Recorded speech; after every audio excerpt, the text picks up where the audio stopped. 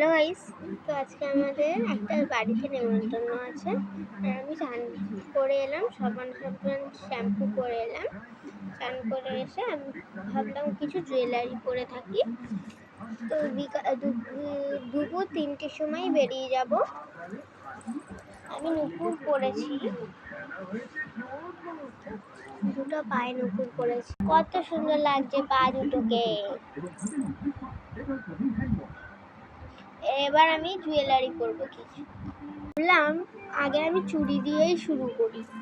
এই চুড়ি দুটো আমি গ্রাম থেকে, মানে আমাদের কৃষ্ণপুর, আমাদের দেশের বাড়িতে মেলা বসে সবসময়। আমাদের ওখানে ধুমধাম করে কালী পুজো হয় আর পাঠা চোট হয়, যেহেতু ওখানে মেলা বসে আর প্রচুর বড় পুজো হয়।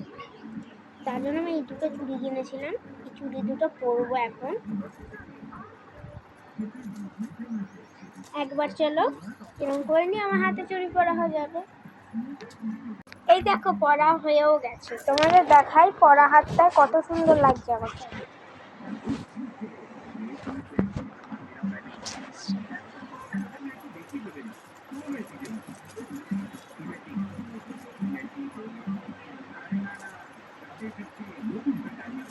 কত সুন্দর লাগছে।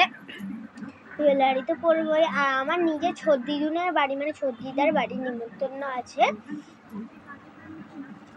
তার জন্য আমি বিকালবেলায় হারটা পরবো। হারটাও আমি মেলা থেকে কিনেছি, দেখলে পুরো হারটাকে দেখে পুরো ইমপ্রেস হয়ে যাবে।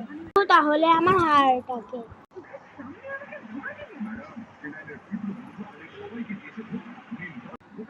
আমার গলাটা এরকম লাগছে কেন, অনেকেই কমেন্ট করেছো।